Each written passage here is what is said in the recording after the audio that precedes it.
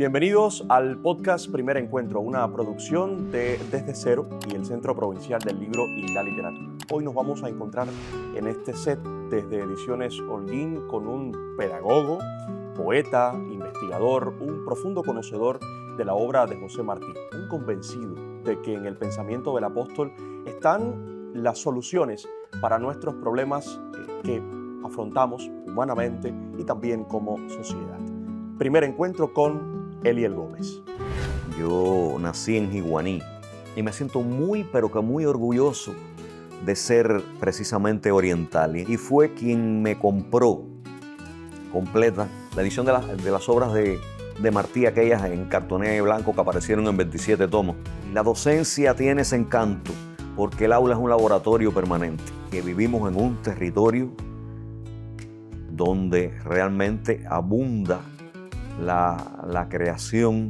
Jamás se me hubiera ocurrido que iba a dirigir la UNEAC. El peor enemigo que tenemos, curiosamente hay quien no se ha dado cuenta todavía, es la incultura. Necesitamos desesperadamente un reencuentro con Martí. Bienvenido, Eliel. Gracias por aceptar nuestra invitación. Nos dije en la presentación que además presidente de la filial holguinera del Comité Provincial de la Unión de Escritores y Artistas de Cuba en Holguín. Así que nos da muchísimo gusto tenerle con nosotros hoy. Muchas gracias por la invitación. Vamos a los inicios, a la familia, a la niñez de Eliel. Las influencias, digamos, culturales y literarias que tuvo Eliel en esos años. Fue en ese contexto familiar donde conoció Eliel Gómez a Martí, donde nació además la vocación por la enseñanza. Creo que sí.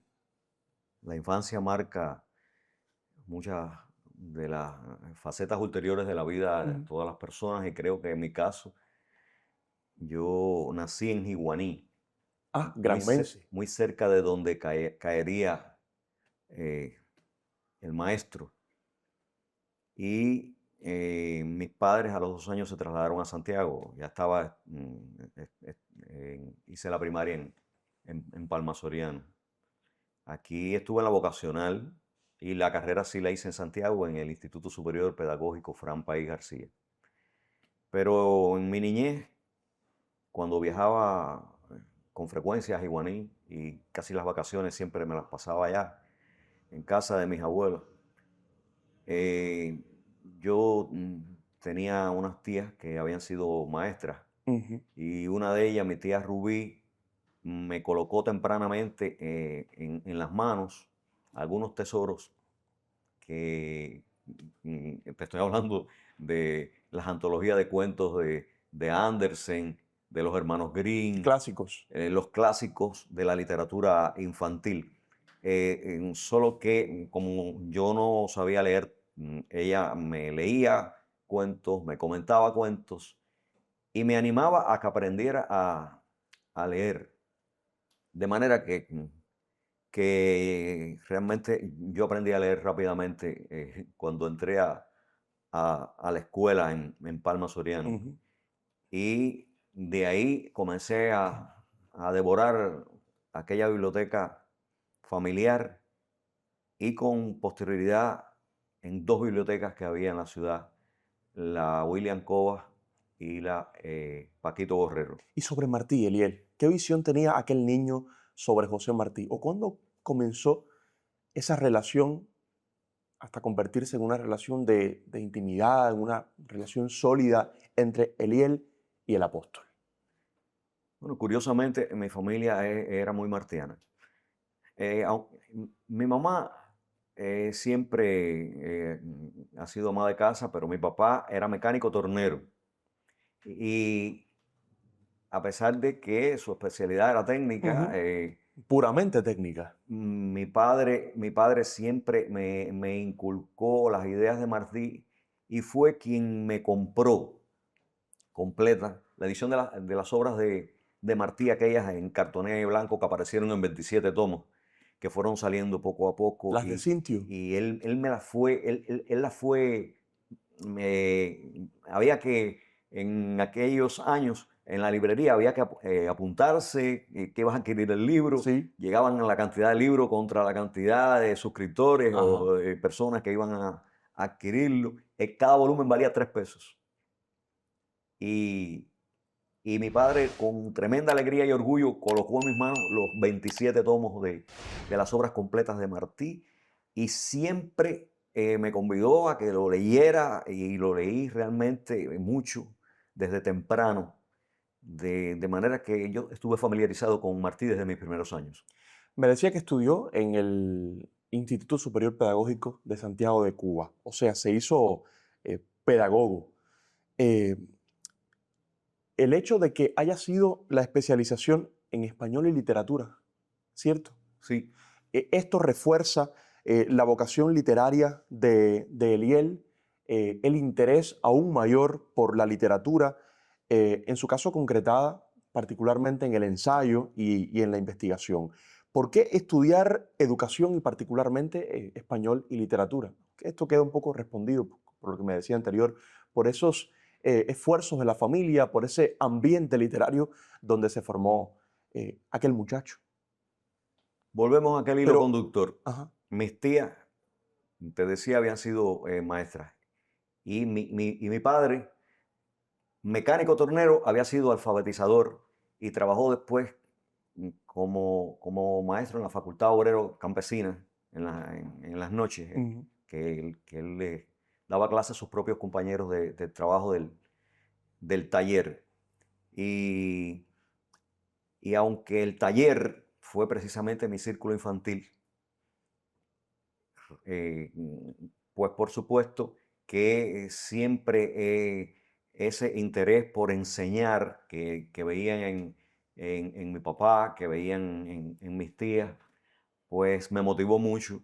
Y en aquellos años estaban con mucho entusiasmo las adscripciones al destacamento pedagógico Manuel Ascunce Domenech y un grupo de los muchachos que estábamos en 12º grado, pues dijimos, nos vamos para el pedagógico.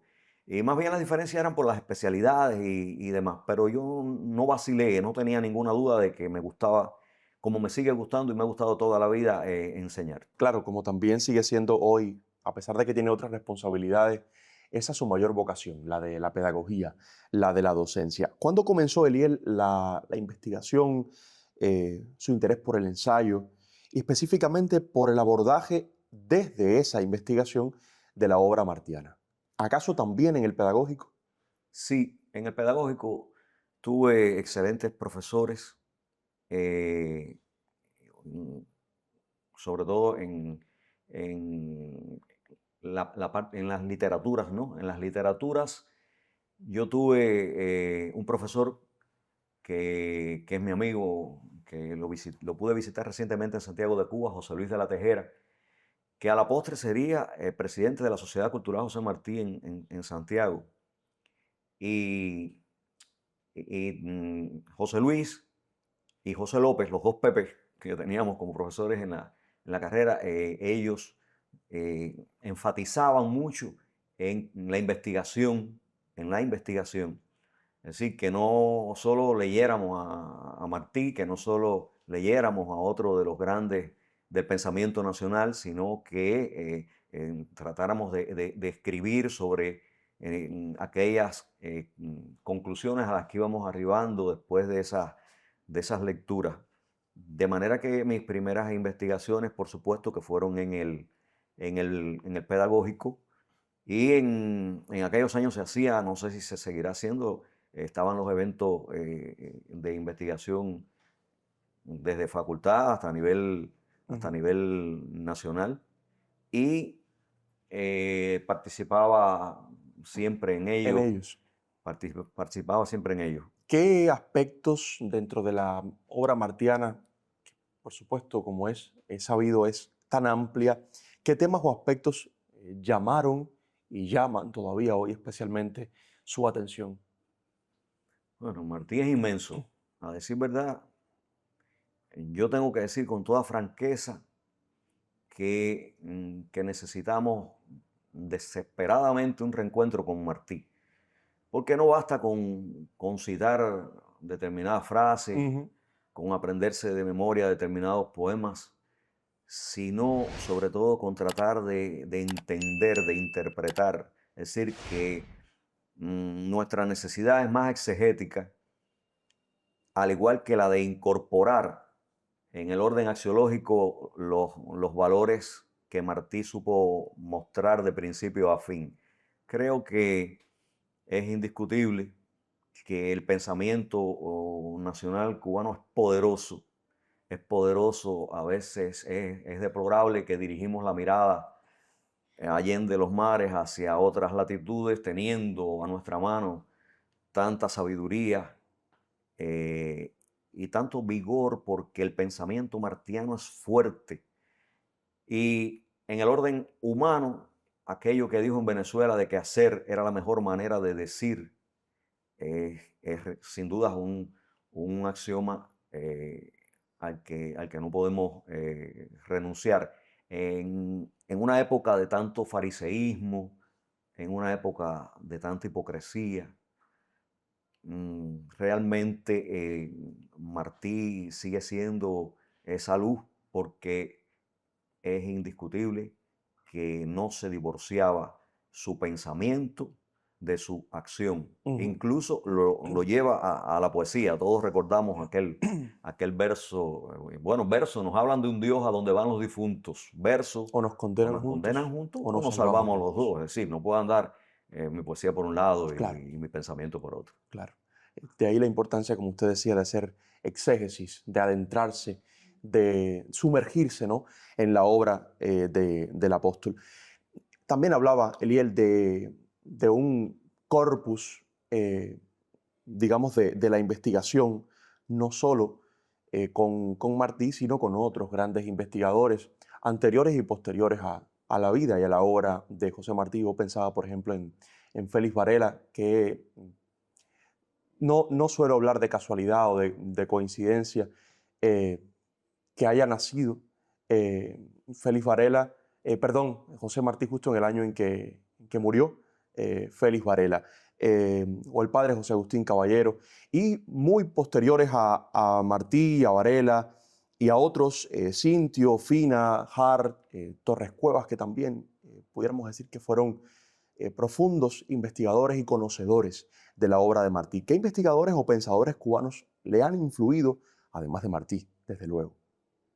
Bueno, Pedro Pablo Rodríguez es sin duda uno de, uno de los grandes, aunque el Centro de Estudios Martianos tiene desde su directora hasta el cuerpo de investigadores, tiene muchos investigadores de excelencia que hoy, aunque tenemos la situación del papel para que se impriman determinados libros, pero hay muchos que lograron imprimirse, que están ahí, y otros, por supuesto, están a nuestro alcance en formato digital, Ujú. pero, pero estos investigadores han marcado, sobre todo a partir de la edición crítica de las obras de De Martí. Martí, porque ellos se han visto obligados a ir a los referentes culturales, a ir a las fuentes primarias y, y han logrado desbrozarnos el camino. Hoy, sin dudas, es mucho más fácil acercarse a la obra de Martí, adentrarse en esos laberintos sinuosos ocasionalmente Ujú. y todo el tiempo muy llenos de esa humanidad que le caracterizó. Creo que las investigaciones que se han realizado en los últimos años en Cuba, en su mayoría, son muy buenas y favorecen esa promoción. Antes de irnos de Santiago de Cuba, antes de regresar a la ciudad de Holguín para continuar el curso de su obra, de su vida, Eliel tiene en sus manos un catálogo de autores santiagueros con la firma de León Estrada. Y es que justamente aparece su nombre en este catálogo porque siendo estudiante el pedagógico santiaguero y posterior a su paso por la universidad, por este Instituto Superior Pedagógico de Santiago de Cuba, ya se incluyó en ese universo de escritores, de poetas particularmente, de Santiago de Cuba, de ahí que su nombre aparezca en este catálogo. Empezó a escribir poesía en Santiago de Cuba. Bueno, en realidad yo siempre, siempre estoy diciendo que yo padezco de esa orientalidad de los que nacimos antes de 1976. Claro, provincia de Santiago de Porque Cuba. realmente no nací ni en Holguín ni en Santiago, nací en Oriente. Ni en Holguín Y, ni en Granma. y lo Nació en asumí, Oriente. porque además de Granma me voy para Santiago, de Santiago para Holguín, aquí estuve en la vocacional, la carrera allá en Santiago. O sea, es un ciudadano del Oriente de Y, Cuba. sí, y realmente, y me siento muy, pero que muy orgulloso de ser precisamente oriental. Y en ese sentido, a mí me encantó la ciudad de Santiago de Cuba. Santiago me cautivó desde el principio por su esplendor, por todo lo que aprendimos allí y por la vida cultural del Santiago de aquellos años. Bueno, Santiago sigue teniendo una vigorosa vida cultural sin dudas, Ujú. y en esos años tuve la posibilidad de participar y ganar en numerosos concursos literarios, comenzando por el concurso 27 de diciembre, que se hace anualmente en Palma Soriano, donde gané en años sucesivos premios de crítica, de cuento, de poesía. En Santiago fui jurado en los concursos de los talleres literarios. Recuerdo en uno de ellos una amable conversación con Coscauce en la Casa del Caribe. Y, y después, por supuesto, que después que a alguien se le despierta esa llama es prácticamente inextinguible. Tienen Ujú. que ocurrir cosas extraordinarias en la vida de una persona para que se apague ese deseo de crear, de escribir, de indagar, de buscar. Y por supuesto que ya en este libro que compiló León Estrada, el Santiago Literario, ya yo aparecía eh, en, en el 2005 con no solo algunos de los premios obtenidos, Ujú. sino algunas de las publicaciones que tenía ya a la sazón. Es una suerte de diccionario, ¿verdad? Sí, De autores santiagueros. sí, creo que en ese sentido Santiago le debe mucho a la labor acuciosa, paciente de León Estrada, que es uno de los grandes investigadores cubanos.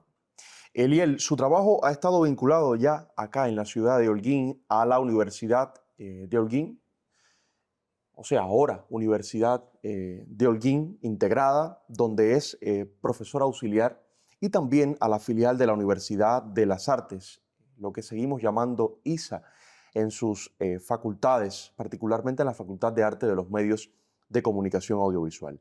¿Qué representan estos centros en su trayectoria como investigador y académico? Bueno, hay que partir de la vocación. Y la docencia tiene ese encanto, porque el aula es un laboratorio permanente. Para el que se consagra a ella, en el aula el intercambio en ese aprendizaje mutuo entre profesores y alumnos, pues le va dando a uno, en la medida en que pasan los años, una experiencia inestimable que en el orden de los conocimientos Ujú. se agradece mucho. Y la universidad, es decir, el aula magna para mí fue fundamental, porque cuando me gradué formé parte del claustro del Instituto Superior Pedagógico Fran País, donde había estudiado, y acá tanto en la universidad como tanto en la Universidad de las Artes como en la Universidad De de Holguín. Holguín, por supuesto que siempre he asistido a esa fiesta que es el aula, y siempre hay alumnos muy buenos que animan a uno en medio de las peores circunstancias, porque no podemos decir que ni que uno siempre está alegre, ni que siempre le va bien. En ese sentido tenemos que decir como Guillén, quien te dijo que yo era risa siempre y Nunca nunca llanto. llanto, como si fuera la primavera. No soy tanto, pero los alumnos y los claustros de los que he formado parte me han acompañado en mi formación y lo agradezco mucho.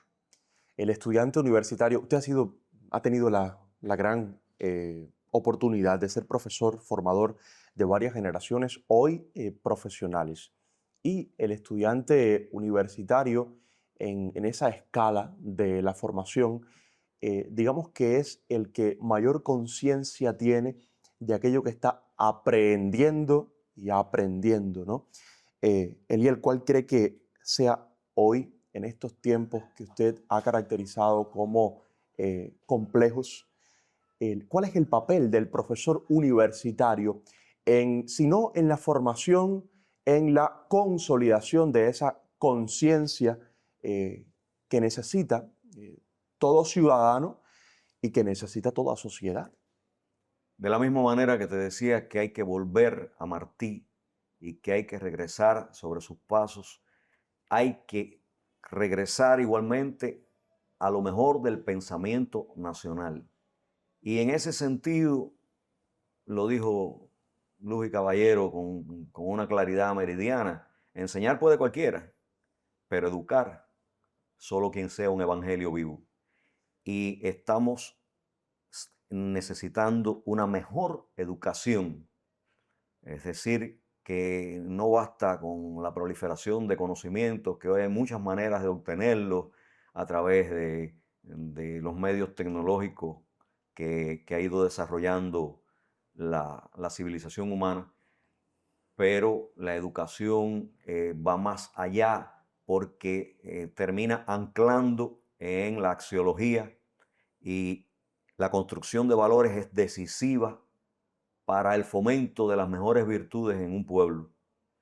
Sin una educación eficiente, realmente se pueden tener todos los conocimientos del mundo, pero a veces uno se pregunta, ¿y para qué necesitamos una persona que sepa mucho si es una mala persona? O como decimos los cubanos, si es un pesado, un desagradable, ¿no? Si, si hoy además escuchamos la estridencia de esas motorinas por la ciudad, esa música, bueno, vamos a llamarle música para... Y De vez en cuando se nos cuelan por nuestros micrófonos. es increíble. Pero todo eso tiene que ver con el peor enemigo que tenemos. El peor enemigo que tenemos, curiosamente hay quien no se ha dado cuenta todavía, es la incultura. Porque podemos tener 1000 problemas económicos, de hecho los tenemos, para recoger la basura, para que nos llegue el agua, los alimentos, en fin. Pero si encima de las dificultades económicas que ya de por sí arrastramos, vemos personas que tiran indiscriminadamente en la vía latas, cartuchos, basura, a otros que profieren obscenidades a largas distancias, sin tener ni siquiera en cuenta el ámbito en que se expresan. Bueno, hablábamos de este fenómeno del estruendo de las motorinas y pudiéramos hablar de muchos otros problemas. Realmente uno se da cuenta que detrás de todo eso está la incultura. Ujú. Y por tanto, otra vez, la educación es la tabla de salvación. Y si el destino nos deparara mejores cosas en el orden económico, tendríamos la necesidad de reparar algunas fisuras educativas que desafortunadamente han ido erosionando nuestra sociedad. Eliel, le propongo hacer una pausa en esta conversación. Hemos hablado ampliamente de su vocación como docente, como académico. Y al regreso quiero que centremos nuestra conversación en sus aportes a la industria editorial, al panorama editorial de nuestra provincia de Holguín. Así que una pausa y enseguida retomamos nuestro diálogo desde este primer encuentro con Eliel Gómez Martínez.